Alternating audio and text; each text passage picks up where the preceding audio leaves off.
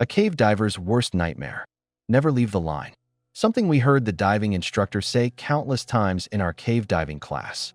If you can't see the line that leads back out of the cave, then you are in trouble. My brother had become obsessed with cave diving.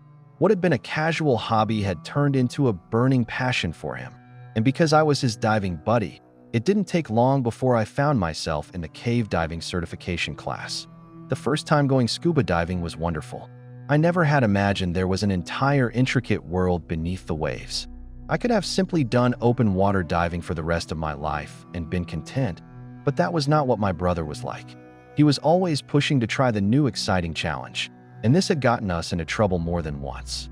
That was why I should have known to pump the brakes when he started talking about cave diving. There is no doubt in my mind that cave diving could be a wonderful, peaceful experience if done right, but the combination of my brother's ego and the deceptively dangerous pitfalls involved with cave diving should have sent me running for the hills. My brother had spent quite a bit of time searching the different caves to dive around where we lived. He kept saying the word siphon over and over, and finally I asked him what it was. Most people cave dive in springs, where the water flows outward and the current will push you towards the entrance. A siphon, however, is when the water flows into the cave, pulling you away from the entrance. It seemed like the ultimate test, which was irresistible to my brother, who was in a constant state of having something to prove. That was why, before completing our certification, we had taken off for an underwater cave in Pennsylvania. My brother argued that we had more than enough training, being certified in advanced open water. For some reason, I went along with it. We were headed to the entrance of an underwater system referred to as Conkey Hole. My brother had mentioned that it had been part of an old Native American legend back when the Lenape tribe still lived in these parts.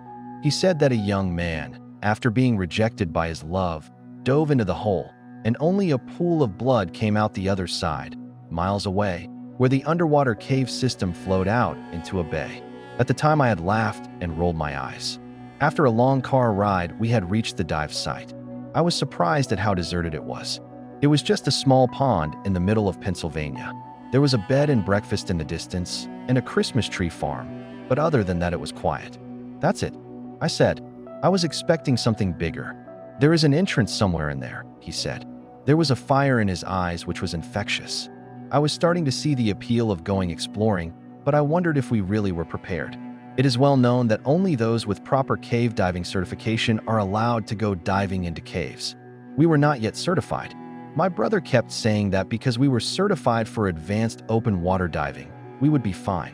I was starting to have second thoughts as we approached this murky pond. We suited up and began the dive. The water was a little cold, but I quickly adjusted and became acclimated to my new surroundings.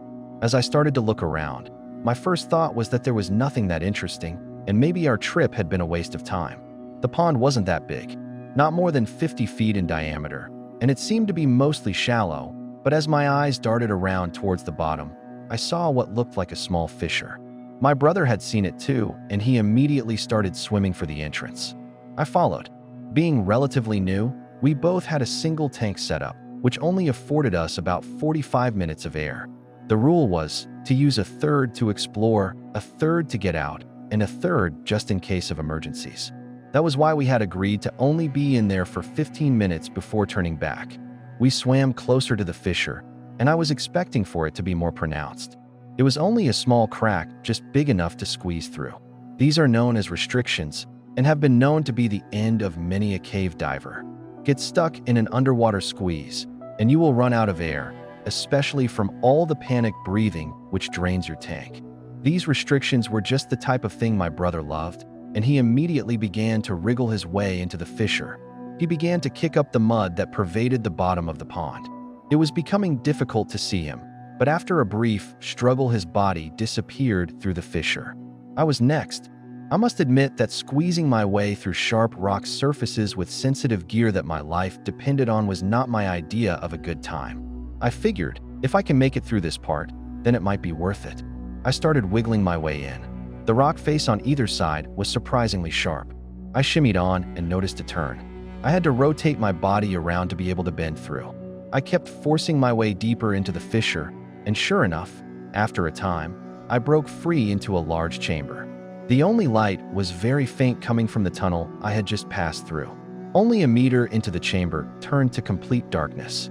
I could see my brother there shining his light around. It was truly a wonder to behold. In all directions going out, there was blackness, and who's to say how far out it went? I immediately understood why people did this. I shined my light around the entrance and along the wall. There was mud interspersed with striking orange rock. It felt like being on another planet. The light eventually tapered off into the blackness. My brother tied off a line to the rock face and, after making sure it was secure, started frog kicking along the wall. Together, we started down what seemed to be a large tunnel, though we could only see one side. Occasionally, a critter would swim or crawl by, and this gave me a sense of ease. At least we weren't the only things down here. Something was able to survive. We moved deeper into the cave, frog kicking, careful not to kick up too much debris, but neither of us was very good at it. Nonetheless, we pressed forward into a large chamber, deeper, farther from the entrance, farther from air. Almost all at once, the mucky orange rocks turned into a pinkish hue, as if we had entered what seemed like another biome. Stalactites by the hundreds eerily coated the ceiling, and I gazed with wonder as my light passed over them, only for them to once again fall back into the infinite darkness in which they dwelt. I was surprised to see the occasional smaller, pale crustacean walking about. It seemed like a place so inhospitable to life, yet here it was. My brother seemed eager to see what was around the next corner. We were getting deeper, and I looked at my dive computer. We still had several minutes left of air, but my brother's kicking made me nervous. He had started flutter kicking to get himself deeper. It was starting to kick up all types of debris. As the cave system went deeper, I could see that it branched off into several directions. My brother tied off the line he had been laying as we had been instructed, but before I could catch up to him to signal to frog kick, he was already off again. I love diving, but my brother has this nasty habit of turning fun things into competitions. This wasn't the first time that I felt as though he was acting dangerously during a dive. I was going to really give it to him when we got out. He continued unrelentingly towards what looked like the next restriction. He positioned his body and began to shimmy his way into this crack. This was the part that always made me nervous. Many cave divers preferred to use a side mount rig or a rebreather called a sidewinder to be able to fit into tighter spaces. Being relatively new to this, we had tanks mounted on our backs. This made it more difficult to pass through the restrictions. What would happen if he got stuck and I couldn't pull him out? Going through restrictions while cave diving is very dangerous, yet it allows you to explore a place that may never have been visited by humans in the entire history of Earth. This enticed me. It was truly the last frontier on this planet. He continued to shimmy deeper, and soon his fins fell into darkness. I hovered there in the water for a moment. It can be much more difficult to back out of a restriction than going forward. The last thing you want to do is create a traffic jam underwater with limited air. Still, as I tread there alone in this underwater chamber, which seems so isolated, so far removed from the rest of humanity, so far removed from all the comforts and distractions of the daily minutiae, which present the illusion that being alive in this world is somehow normal. I began into the restriction. The last thing I wanted to do is have an existential crisis alone in an underwater chamber. The rocks were sharp and uprasped my suit. I carefully continued to shuffle deeper into the squeeze. It was tight. At one point, I could only wiggle my leg a matter of inches up and down. I wasn't getting used to passing these restrictions. On the other side, I saw my brother again, shining the light around. He had already tied off another line and started swimming out into the chamber. I looked at my dive computer. We were deeper now, and we would have to turn back soon.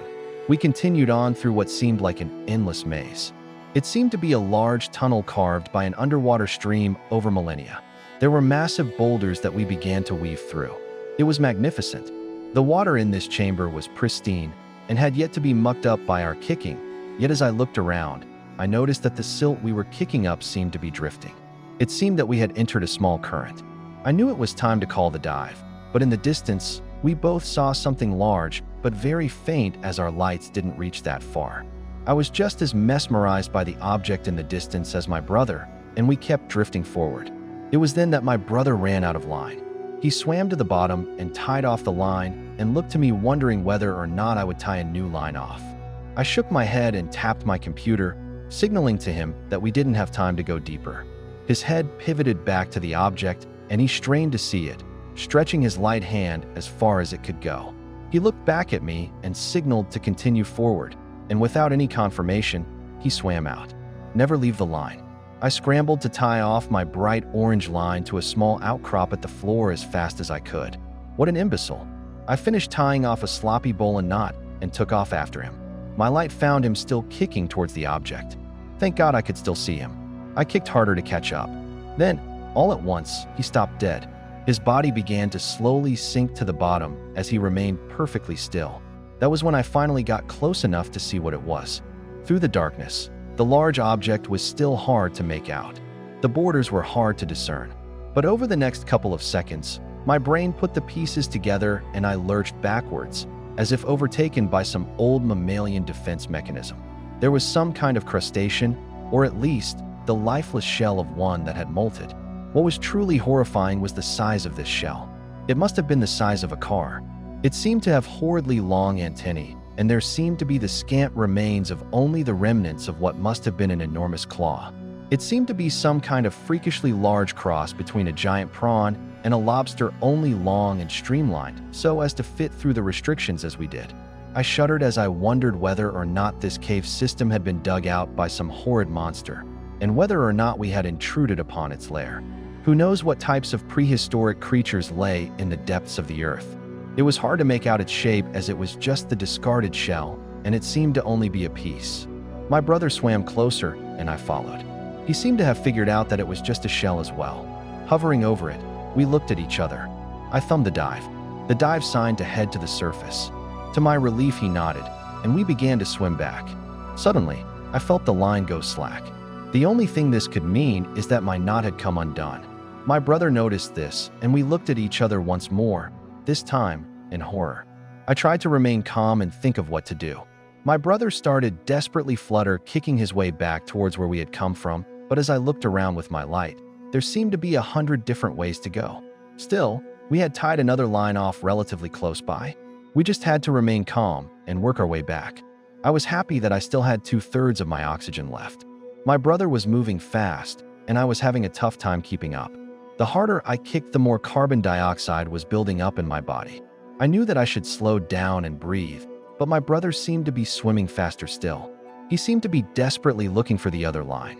I could feel my head start to swim, and I knew that if I kept pushing myself, I would pass out. I slowed down and kept my light on my brother's fins as they became fainter and fainter. I tried yelling through my regulator, but it was too late. He was out of sight. There I was, drifting helplessly. My line dangled there, limp in the water. I remembered what the cave diving instructor said. It is panic that kills people. I had to remain calm. I floated there for several seconds, just calming myself down. My breath started normalizing, and I started to gather my wits. I had to figure this out. I had to swim towards where I thought my line had come from. The thing was that given the slight current, where my line had come from might not be right. Still, I had little choice. I kicked back in the direction I came from, straining my eyes for a sign of my brother.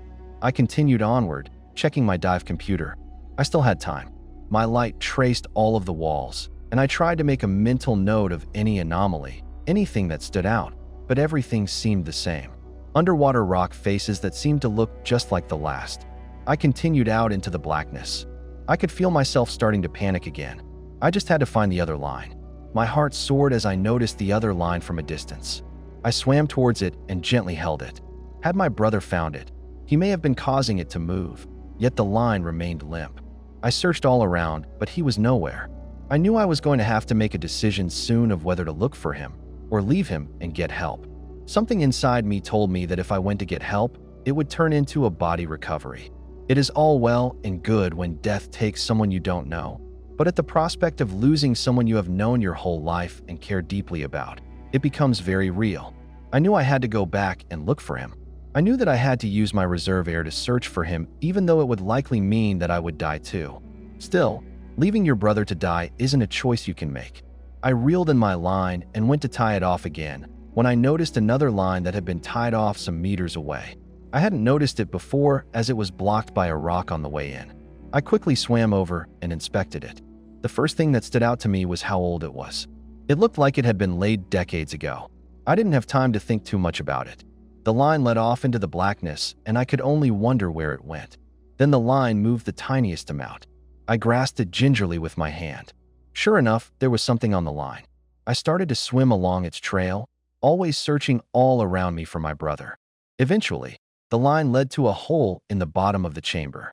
As I approached, I could feel the current start to pick up, and I realized that this was a sump. Water was pouring into this hole, and if I wasn't careful, it would take me in. That was when I noticed something poking out onto the lip of the hole. It was my brother's hand. He was there, hanging on desperately, trying to get out of the hole. My instincts told me to reach out for him, but I knew that I would share his fate, and we would both perish. I was his only hope. I had to use my head. My heart was pounding, and I had started breathing faster. No doubt this would be using up much more air than I could afford. Still, if I was able to free him, we would both likely get out of this unscathed. Maybe he would even have finally had his fill of thrill-seeking. I reeled in my line and tied it off thoroughly to a nearby rock. I made sure that it was right. I then began inching towards the hole backwards, keeping my hands on both the old line and my new line. My brother's hand remained clenched like his life depended on it, because it did. I continued to back up over his hand. I could feel my legs being pulled into the hole with a much greater force than I anticipated. Just as I expected, my brother's other hand swung around from my thigh and latched on. The moment had come. I began to pull. It was working. Together we started to ascend out of the sump. Just then, I felt the old line break. All in a second, both me and my brother were hanging from my one hand. I let go of the old line and started to pull my way up the line with both hands. It was working. I continued to inch out. Little by little, I was hyper-focused, just looking at my hands. I was so fixated, I didn't notice that something else had entered the chamber. I didn't notice until it was too late. To my horror, the line went slack again. My eyes darted up in disbelief. Barely visible in the darkness was a gigantic white claw. I only saw it for a split second as my brother and I went tumbling down the sump hole. The current was strong, and we were pulled along into a larger, wider chamber. The current in this tunnel was even stronger, and we tumbled along like debris caught in a river. In fact, that is what we were. We were stuck in an underwater channel being swept downstream. There was no way out now. Even if we managed to stop, it would be impossible to fight a current this strong. I tried to look at my dive computer, but I was still spinning around uncontrollably. Occasionally, I would be thrust into a wall. On the third or fourth time, the light strapped to my hand struck a rock, and the light went dead. Together, almost all at once, we were swept out of the tunnel and into a free fall. It was hard to say how far we fell. It felt like hundreds of feet, but in reality, it was probably more like 40. Upon landing, the water crashed on top of me and pushed me down further. I kicked out and started swimming for the surface in the direction I hoped it was. It was hard to tell in the complete darkness. Breaking the surface was a great feeling. I treaded there for a moment before I carefully withdrew my backup light from a secure pocket. I turned on my light and looked around. I never knew such large chambers could exist under the surface of the earth. It must have been the size of a gymnasium. I saw a pile of rocks in a far corner and swam for them. At least I could rest while I thought about what to do. I swam for the rocks, having no idea how deep the water below me was. I tried not to think of the creatures that could be lurking below my feet. Thoughts began to race through my head as I climbed out of the water. Was that really a claw that I saw? How did it know to cut the line? If the claw was that big, how big was the creature it belonged to? How could a creature that size live in such a place? I swept the water with my light, hoping to see any sign of my brother. I was alone. I finally looked at my dive computer. I was surprised to see that I still had a third of the tank left. There was no way that I would be able to get back out the way I came, but at least I was in a large chamber with breathable air. You never know how much oxygen is in these isolated chambers underground, but I still felt fine, and I figured it was better to save the oxygen in the tank for when I would need it. Though I knew my chances were slim. It was hard not to fixate on the fact that I was trapped and likely dead. All I could do was distract myself and try to break the problem down. I still had yet to see any signs of my brother. I scanned the water's surface with my light. I knew I couldn't wait much longer. I had to go in and look for him. What if he was trapped and running out of air? I was almost certain he had tumbled down the drop into this chamber. I shined the light near the base of the waterfall. There was nothing except the constant rush of water. I put my mask back on and walked with my fins back to the water's edge and waded in. I broke the surface and started scanning around with my light. The chamber was enormous above the surface, but below, it was even more vast. For as far as my light could see, were rooms within rooms. Thresholds which split off into what looks like hundreds of other passages. Indeed, were it not for the horrifying trip to get here, this would have been a cave diver's paradise. This was an entire unexplored world, something coveted by cave divers alike. There were several piles of large rocks underneath the base of the waterfall. I explored this area further, though keeping a cautious distance. My brother was nowhere to be found. It was starting to feel hopeless, but I just concentrated on the task at hand. I had to find my brother as fast as I could, without panicking or overexerting myself. As time went on, it became more difficult to stave off the panic. I was breathing too fast, and I knew that I was going to run out of air soon. I knew that if I wanted to make a real play to escape this place, I would need every second I had left. My only hope was to find a way out with the oxygen I had, and if that failed, hunker down and hope that someone found me in that godforsaken chamber. My eyes frantically darted around, sweeping the different cave formations and tunnel entrances. Something caught my eye leading into one of the tunnels. A bunch of debris and silt had been kicked up, and it seemed to lead into the tunnel. It was only some 30 feet away, and though I knew this may be the last foray into the water I may have, I knew that it was my best hope. I kicked over and started into the tunnel. Visibility was poor, and the tunnel broke off into many different directions, but the trail was clear. I simply had to follow the trail of silt that had been kicked up by. What I was praying for was my brother. I came out into a large chamber covered by the floor and ceiling with stalactites and stalagmites. I remember learning that if an underwater cave had these, then at some point it had been a dry cave. This did little to mitigate the panic that was creeping up more and more every kick forward. I had abandoned the cave diving rules at this point. I had forgotten about running line altogether. I supposed it was irrelevant where my corpse would end up. I started to lose control of my breathing. It was getting faster and faster as it truly started to sink in how doomed I was. I stopped myself and sank to the bottom of the cave floor. Just breathe, I thought to myself. The diving instructors couldn't have made it more clear to me during the hours upon hours of training I had had in my life. If you panic, it's over. I stood there at the bottom and took a moment to simply calm down. Afterwards, I regained my composure and opened my eyes. Sometimes it is when we aren't looking for something that we find it, and no matter how hard we look, we can never seem to find our glasses that we were wearing in the first place. If I hadn't stopped looking, I certainly wouldn't have noticed it glimmering there. It was my brother's light. One of the rules of cave diving is to have at least 3 lights. If your first one dies, you have a backup. If you drop your second one, you have a third. Many cave divers take 4 lights. Knowing my brother, he hopefully had 2, but seeing as I didn't see one on him when we went tumbling into the sump, it was possible that this was his second and last light. Were that the case, it was likely that he was feeling around blind. The thought of my brother panicking on his last breath spurned me, and I set out again with a vigor. The trail of debris had subsided, and at this point, I was flying blind.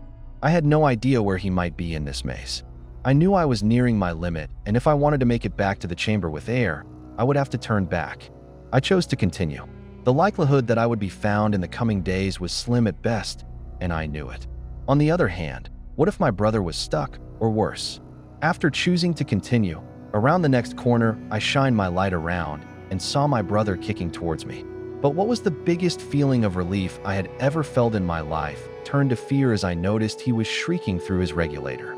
He grabbed me and pulled me back the way I had come. I then looked beyond him and my heart sank. I was overwhelmed with the impulse to flee and did so as fast as I could because my brother was being tailed by 2 enormous prawns. They must have been as long as a car, and they were gaining fast. My mammalian instincts took over at this point. It was more reflex than anything else. We kicked hard away from those creatures. A shiver ran up my spine as I thought of their long, pale, lobster-like bodies crawling along the walls of the cave, almost like a centipede. I knew that if they caught us, that we would be eaten alive.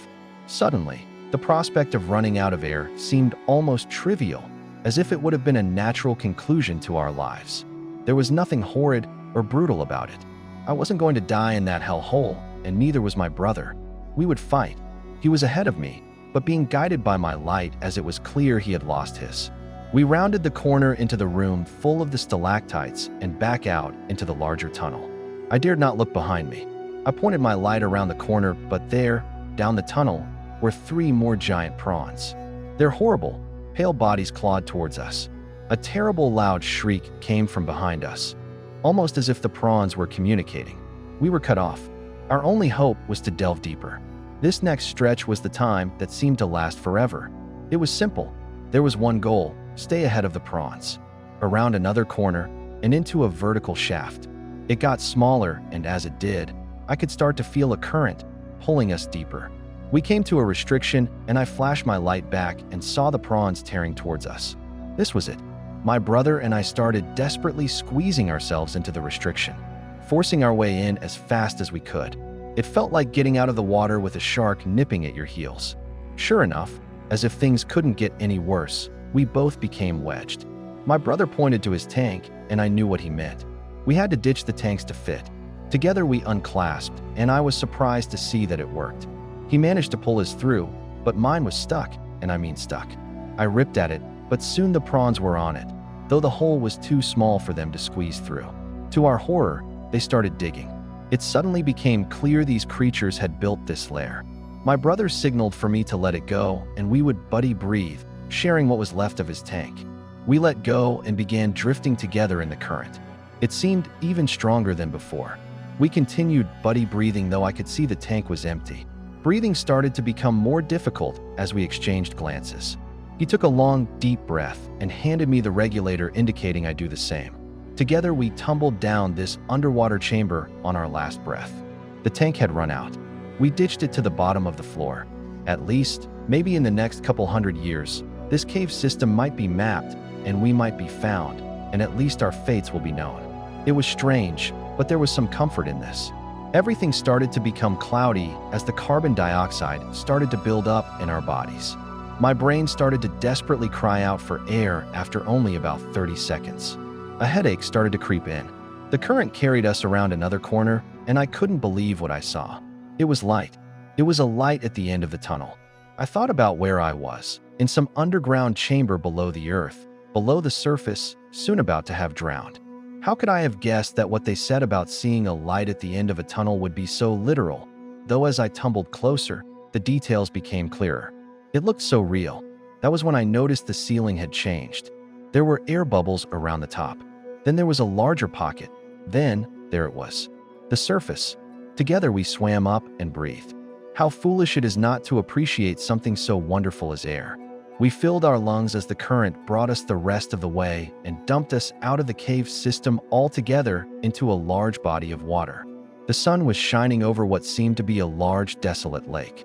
I can't remember if my brother started it or I did, but once we were out of the water, we both started laughing hysterically. Neither of us took our eyes off the water out of fear that those monsters would have somehow wriggled their way out of their underwater lair. It is often said that the Earth has been mapped, but I can tell you from my own personal experience that there is still much we do not know about our planet. There are still many forgotten nooks and crannies that lay in the depths, and maybe they are better left alone.